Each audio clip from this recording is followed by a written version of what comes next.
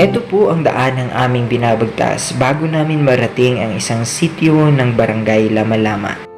May mga daan ang kailangan pa naming bungkalin upang kahit papaano ay makadaan ang gulong ng aming mga motorsiklo. Mahirap man, ngunit kailangan namin itong pagdaanan upang maabot ang ating mga kababayang nakatira sa sityong iyon.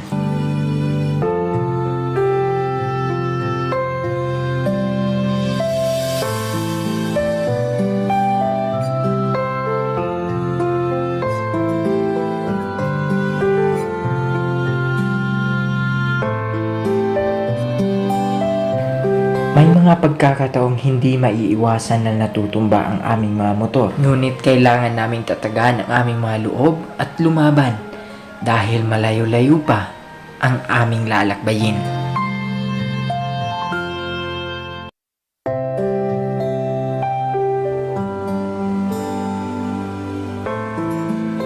Hindi man bago sa akin ang mga daanang ganito, ngunit ako'y nahihirapan pa din at kinakabahan. Hindi lang kasi bato, ngunit bangin ang pwede naming kalalagyan pag nagkamali kami sa pagmamaneho. So ngayon po mga kababayan ay magsisimula yung aming paglalakad papunta sa sitio Pulangi, Barangay Lama-Lama.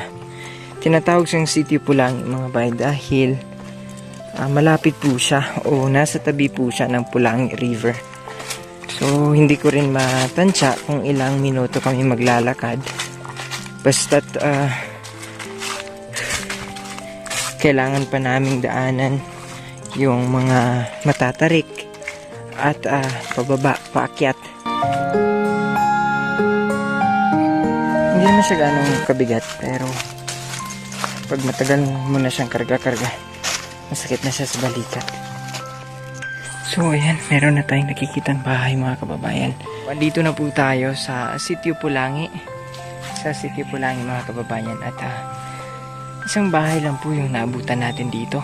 Pamayanan doon, merong mga tao doon noon. Ngayon wala na daw. Kasi dahil sa hirap ng buhay, napilitan po yung mga kababayan natin na yung self-mining or yung basic mining mga kababayan, yung ginagawa nila ay pamanlas, no? O hindi ko masabi mga kababayan na failed ang mission natin dahil kahit papaano po ay narating natin ang lugar na ito. Malungkot man kami mga bay na wala kaming nadatnang mga bata upang mabigyan ng mga love boxes. Ngunit nagpapasalamat pa din kami sa Panginoon na may isa kaming pamilyang nakilala. Si Ate Carla and si Kuya Sainudin. Nangingisda sila sa ilog ng Pulangi mga bay upang meron daw silang dalhin pa uwi sa kanilang mga anak. Tulong-tulong ang mag-asawa mga bay upang makahuli ng isda. Si Ate Carla ang taga-sagwan at si Kuya naman ang taga-hagis ng lambat. Yung buhay namin parang risky, no? Mahirap Napaka-risky. talaga. Mahirap talaga sir kasi hindi mo na anuhan kung ano ang buhay mo o mabuhay ka pa o di kaya yung bangka makulog. O Nasubukan nyo na malisgrasya sa bangka? oo sir, nasubukan namin sir. Kung tutuusin mga kababayan, ay napakadelikado ng kanilang hanap buhay. Pero patuloy nila itong ginagawa upang may panghain daw sila sa kanilang hapagkainan. Tara at samahan niyo po kaming alamin ang kwento ng buhay ng mag-asawang Ate Carla and Kuya Sainudin.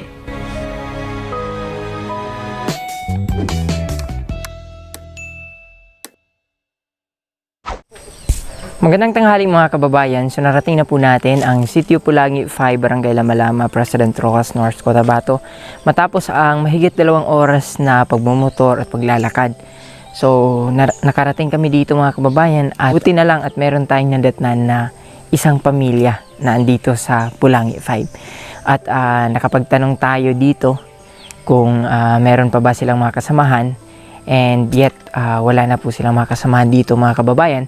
Dahil sa hirap ng buhay, kailangan din ng hanap buhay yung ating mga kababayan. Noon kasi mga kababayan, ang kanilang hanap buhay po ay ang pangingisda sa ilog na yan. So yan po ang Pulangi River, dyan po sila nangingisda. Araw-araw po meron po silang nahuhuling isda at yun po ang form of their livelihood or yun po ang kanilang hanap buhay.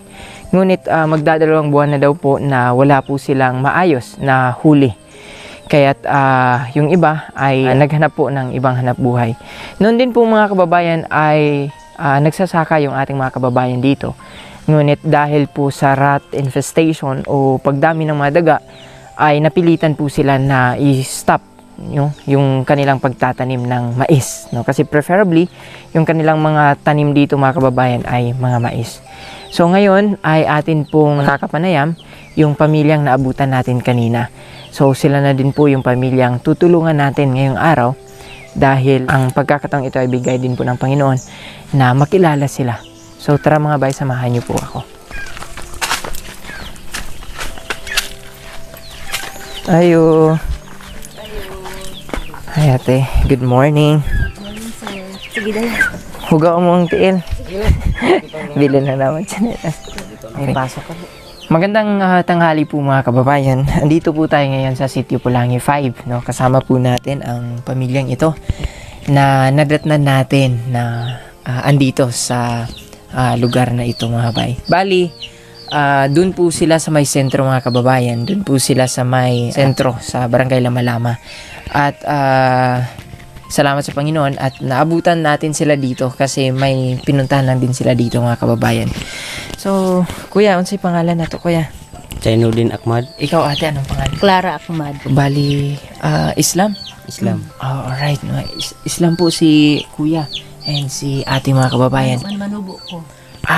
Okay. Isang tribo si ate tapos si kuya ay Islam. Taga saan ka dati kuya? Sa Nangaan po. Saan na? Dapat kuya. Saan po yan ba? Sa Kabakan. Sa Kabakan. Tapos ikaw ate? Taga Lama-Lama din. Taga Lama-Lama. Alright, so kamusta po yung hanap buhay niyo dito ate? Or ano po yung hanap buhay ninyo? Sir, ang hanap buhay po naman ito ay mangingisda po. Minsan wala kami makuha, kaya maghanap kami ng ibang paraan na makakita kami ng namin, pagkain, mabanlas, tapos kanang mag-inadlaw, maunang among ko andre kung walay Taiwan. So ang primary nila na source of income mga kababayan ay yung pangingisda kasi malapit po sila sa ilog. Tapos ngayon ay tinatry nila yung pamanlas na tinatawag dito, pamanlas. Ibig sabihin mga bay, yung mining, no, small mining mga bay na diyan lang ginagawa sa may sapa, no. So bali yung mga tao lang ang gumagawa nun at walang machine na gamit except for yung banlasan, no? So nagsasaka din po kayo, kuya? Opo. So sa ngayon nakapagsasaka pa kayo? Hindi na? Hindi pa kay maraming ilaga.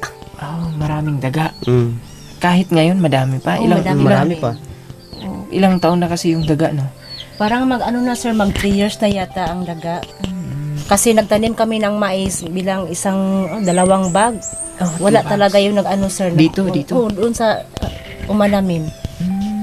Kaingin namin. Hindi yung sir, hindi nagtubo na lagi ng ilaga. Kinain pa din ng kinain daga. din Kahit ng nilagyan ng Oo. simphosphate. Kaya mahirap ang namin hanap buhay ngayon kasi kung kami ng namin, so mag 3 years na, kaya mahirap talaga kami. Kaya naghahanap kayo ng ibang paraan na pagkakakitaan. Na-mention mo kanina ate na wala ng tao dito sa Sitio Pulangi 5, no? Bakit po kayo napunta rito? Bakit kayo napunta dito ngayon? Kasi po dito kami ng source namin kasi yung Taiwan talaga parang makatulong sa aming araw-araw kung may Taiwan kami. Kasi ang punta namin dito Manglaya. So mangisda daw sila mga kababayan. Kaya napunta sila ngayong araw na to. And tamang-tama din na pumunta tayo dito. Buti na lang at naabutan natin sila. Kasi pag wala talaga tayong maabutan dito. Mga manok lang yung maabutan natin. Buti na lang at nakita natin sila. Dahil mangingisda daw po sila ngayon. So, ibebenta nyo ba yung isda na? Oo sir, ibibenta namin sir. Tapos kung halimbawa kung mayroon kaming makuha mga dalawang saga, dalawang tuhog, yun, nakabili na kami ng asukal, kape, bigas, lahat ng mga kailangan sa Magkano bahay. po yung isang Ang isang saga, isang tuhog, tag 200 ang binta namin. 200 pesos? 200 pesos ang isang saga. So, dinadala pa yan papunta doon? Oh, sa, dinadala din namin sa Lama-Lama. nagbabangka lang kayo papunta doon sa Lama-Lama? O Maglakad, lalakad din sir. Lalakad. Naglalakad. Lalakad. Ilang oras ang paglalakad galing dito papuntang Lama-Lama ate? 1 oras at kalahati yung maglakad kami papunta doon sa Lama-Lama. Mahirap ba mangisda, kuya? Ikaw ang nagapangisda, kuya?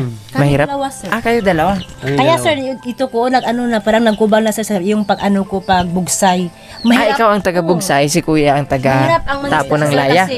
Kasi yung yung malakas na sir, yung yan, Yung alon ng yung tubig. alon sir, doon kami magdaan. So parang ang namin sir, yung buhay namin, parang Risky, no? Mahirap Napaka-risky. talaga. Mahirap talaga sir kasi hindi mo na anuhan kung ang buhay mo o mabuhay ka pa o di kaya yung bangka makulob o Nasubukan nyo na malisgrasya sa bangka? oo sir, nasubukan namin sir. Kamusta? Mabuti nga sir kung mabuti kasi nag-rescue yung yung pinsan ko. Yung nag-rescue, sabi ako na rescue kasi na yung bangka namin. Nataob. Yung nataob sir. Pero yung mga gamit namin hindi namin nakuha yung bangka. Abate ang bangka? Bangka, laya at saka yung mga gamit bugsay, tuko hindi namin nakuha. So ang naanod na yun. Okay. Malalim din. Malalim sir ito. Parang yan, Ilang feet yan? 75 feet. Oh, pira kung pa iba. Pila ka pi? Lalom daw sir ba? 30 tawa may 30 feet? Ang lalim na po nun mga kababayan. So, kumbaga 2 feet, 3 feet is equivalent to 1 meter. So, 30 feet nasa 10 meters. Ang lalim niya. Wow.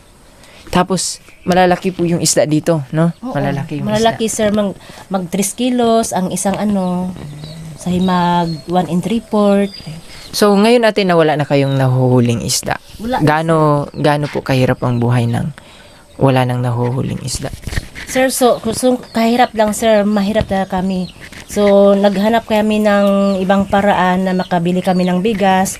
So, kaya nagpunta kami dito para manglaya kasi wala na kaming pambili ng mga gamit namin, asukal, kape, asin, bitsin. Kaya nakapunta kami dito sa sa Pulagi kasi dito lang yung source namin. Hindi din kayo natatakot dito? Kayo lang dalawa? Ay hindi sir, kay parang dito naman kami nagmatanda. So parang na kami, na immune. Nayus na kayo dito. Pangingisda lang sir, parang mahirap talaga. Parang isugal namin ang buhay namin sa tubig. Kasi diyan lang kami mabuhay. Sinusugal yung buhay para sa konting income. Uy sir. Kasi pag hindi mo yun ginawa, wala ka din pangpakain sa pamilya. Kaya sir, No? kahit na malaki ang tubig sir, sinusubukan namin na manglaya para mabuhay lang kami. Kasi diyan lang kami makakuha, kung makahuli kami ng Taiwan, diyan lang kami makakuha ng pambili namin ng bigas, lahat ng galamitin sa bahay. Ilan na po yung anak niyo, kuya? 2 po. Dalawa. Very good. Naga-family planning. Dalawa lang sir kasi Very good. alam ko naman na mahirap magbuhay ng bata. At saka kung marami naman Dapat sir, responsabling, hindi namin parent. maano yung kanilang mga hingi sa amin, kaya nag-control kami. Ilang taon na po yung anak ninyo? 12 yung panganay, 9 yung Ang isa. ang isa. Yung babae. Bunso. So lalaki at babae na. Oo. Ayun. So na-mention din ni ate kanina mag-abroad ka sana. Bakit mo naisipang mag-abroad ate? Sir, sa kahirap lang sir, kasi gusto ko yung mga pangarap ng mga anak ko is makuha ko, kaya nag-decision ako na mag-abroad. Kasi kung dito lang kami ng Taiwan, so isang buwan, ilang lang ang namin, ang income. So hindi makaano sa mga anak ko. Hindi makasuporta. Hindi maka-afford sa kanilang ilang mga gamit. Pangailangan. Yun, kaya nakapag-decision ako na mag-abroad sana. Okay lang din sa'yo kuya na mag-abroad si ate? Okay rin.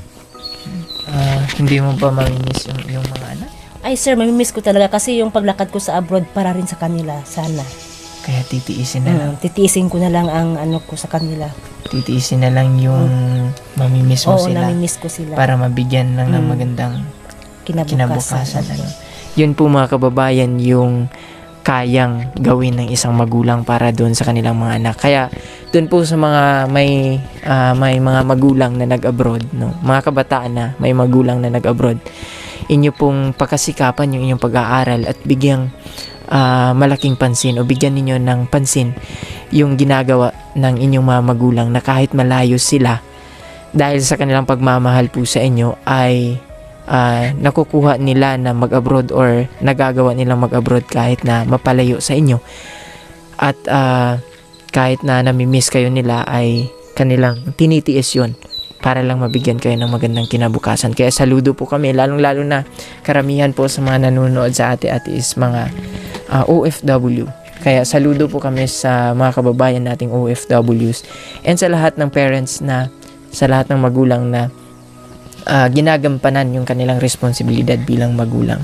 Kasi hindi natin maiwasan natin maraming mga kabataan ngayon, child labor. Ng mga bata yung sa murang edad ay naghahanap buhay na para makatulong lang sa pamilya.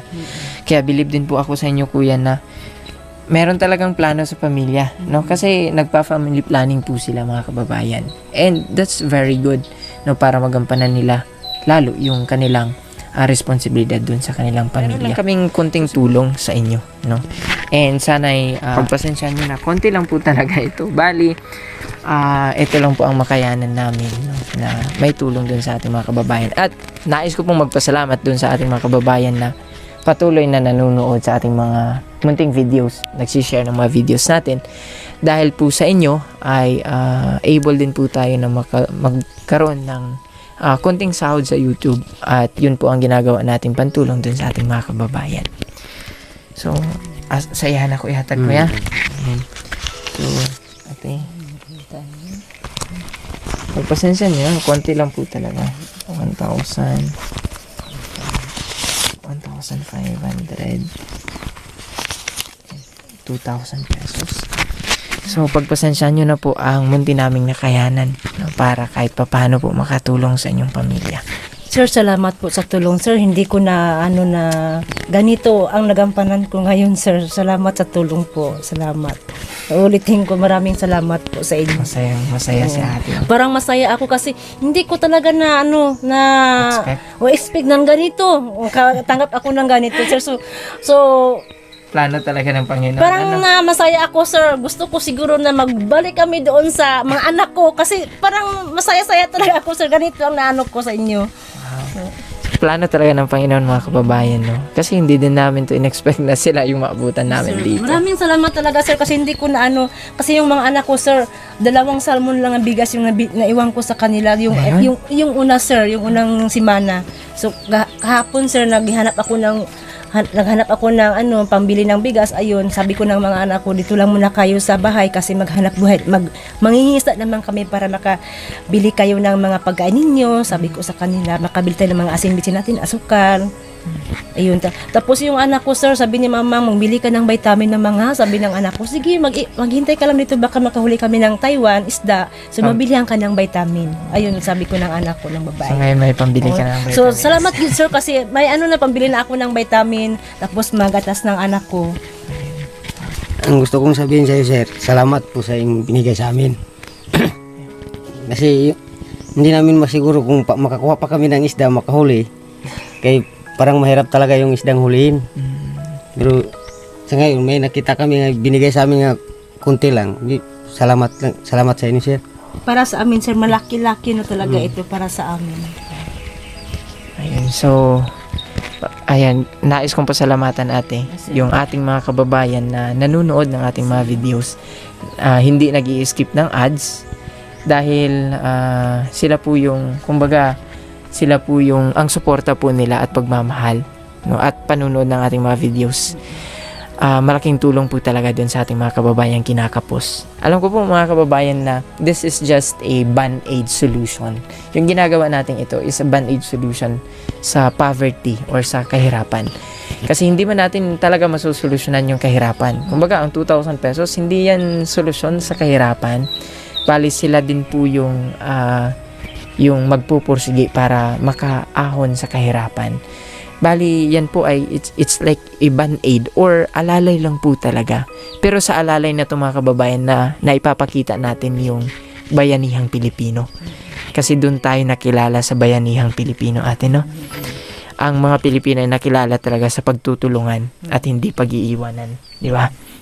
So, samahan natin sila mamaya. Okay lang ba sa inyo, kuya, ate? Nasamahan namin kayo doon manglaya. Sige. At nang kahit papaano mapakita natin sa ating mga kababayan kung gaano kahirap yung pangingisda.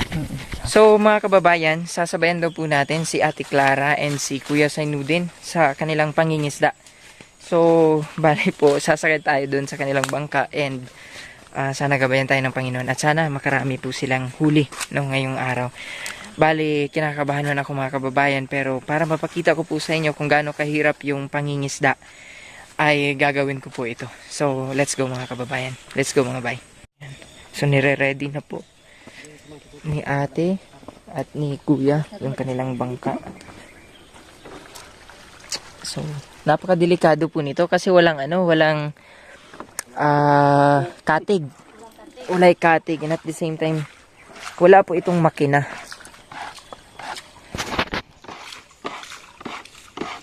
Bugsay. So si ate po yung taga bugsay mga kababayan. Si kuya din po yung taga tapon ng laya. Laya. Sasakay na po tayo dito mga kababayan upang masamahan sila ni ate na mangisda.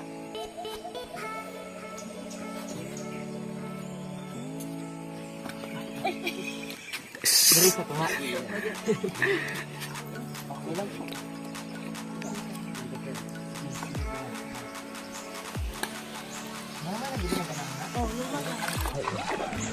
So, sasamahan po natin sila na mangisda ngayon mga kababayan. Ganito po kahirap. Dito pa lang po sa gilid ay napakalalim na po. How much more doon sa gitna. So, naano mo ginabutang nga paon ko yan, no? Pain. Papaya. Dahon ng papaya. Sana makarami tayo ngayon. Sana maghuli tayo. Oo nga po eh. Para mag-videoan. Opo.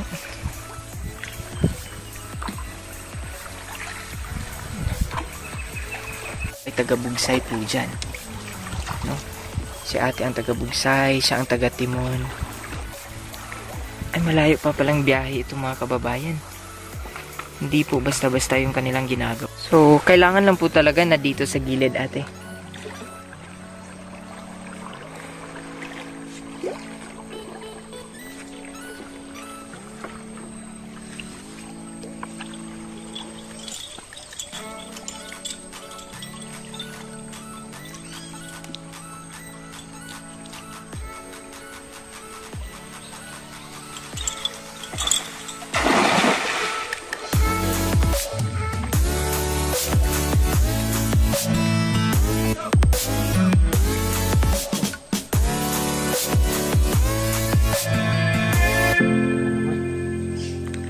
Malalaman niya kaagad pala, no?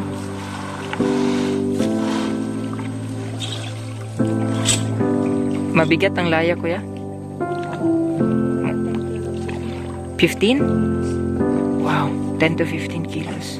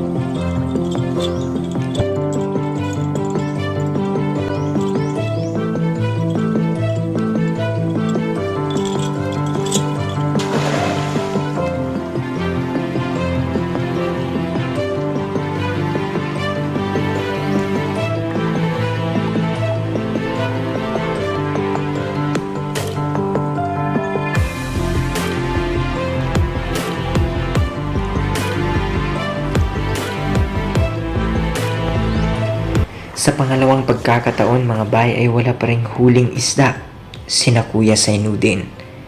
Kaya minabuti naming pumunta sa kabilang pampang upang doon ihagis ang kanyang malambat baka sakaling merong isdang mahuhuli.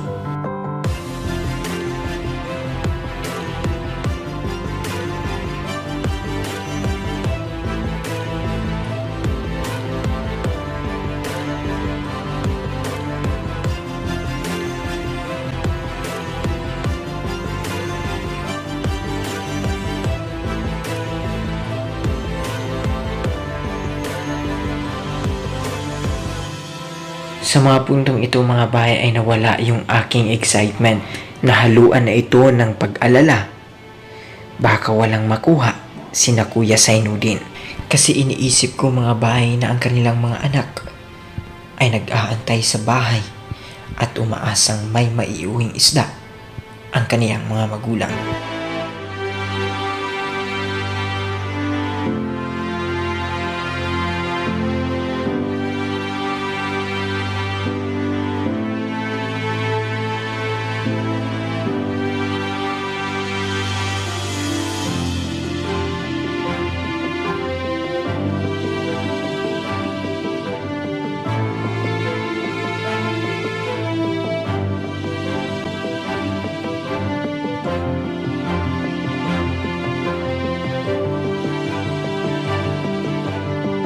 Mailang ulit man inihagis ni Kuya Sainuddin ang kanyang mga lambat, ngunit sadyang walang isdang nakukuha. Kaya ako ay nalulungkot. Napaka-risky, napakahirap ng kanilang ginagawa. Pero wala palang maiuwing isda para sa kanyang pamilya. Kaya hindi din natin masisi mga kababayan na wala na yung ibang mga kababayan natin dito. Kasi mahina. Sa huling mga pagkakataon mga bahay ay sinubukan pa din ng mag-asawa na ihagis ang kanilang mga lambat.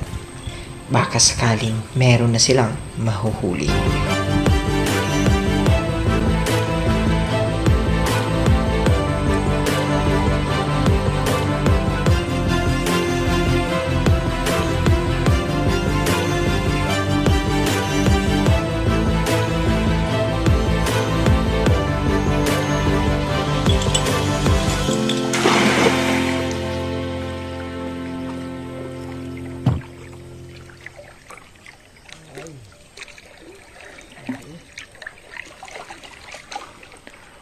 May kable.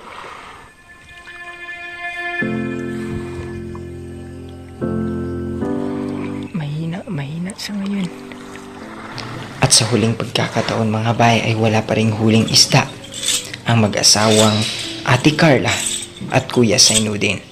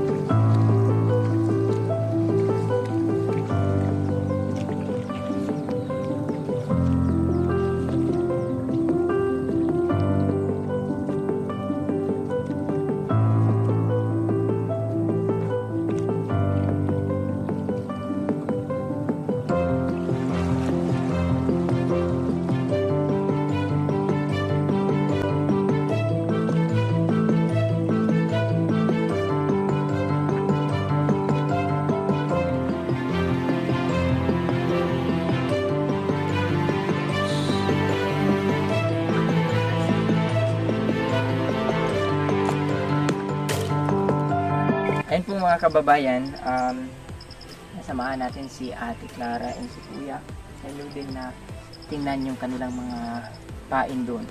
Pero sad to say mga kababayan na wala pong huli. So ganyan po kahirap mga kababayan yung ginagawa nila dahil hindi palagi na may huli sila.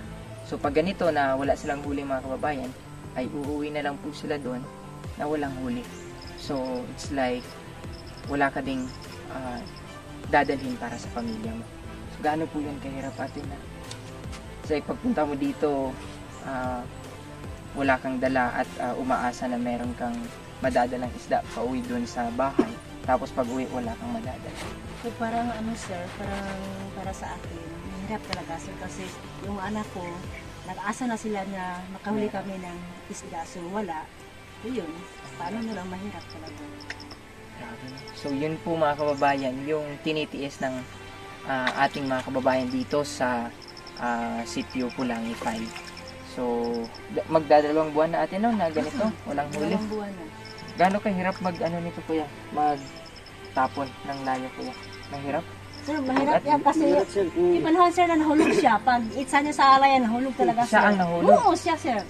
Oo nga eh. Ako Kawawa nga lang naman doon yan. kanina na umuupo lang po ako doon mga kababayan, yung mga, ang akong unod ba nagakurog, na nanginginig nga po ako eh. O, try mo daw sir, tapos magtayo ka lang sa bangka. Mahirap. Ay wow, mabigat siya. Mas mabigat pa doon. Mas mabigat pa sa mga boxes na dala natin kanina. No? Kaya hanga po talaga ako sa ganitong pamumuhay mga kababayan. Na kahit mahirap, pilit na ginagampanan ng ating mga kinakapos na mga kababayan para no, makapagbigay ng pangangailangan din sa kanilang mga pamilya. So, dyan ko lang siguro tatapusin ang vlog natin for today mga kababayan. Sana ay nagustuhan ninyo ang ating vlog for today and mga bay na matulungan natin ang mga kagaya nila ni ate o ni kuya. Kahit papano, kung wala man po silang huling isda, kahit papano meron po silang madadala dun sa kanilang pamilya. So but before namin tatapusin itong vlog namin, magkaiba man tayo ng religion. Islam po kayo, kami ay Christian. Pero nais lang po namin na magbigay ng panalangin or prayer. Okay lang po ba Okay yan? lang po sir. Ayun. Bali, magkaiba man tayo ng faith mga kababayan. Ngunit isa pa din yung Panginoon natin. Isa pa din yung God natin. Di ba kuya no?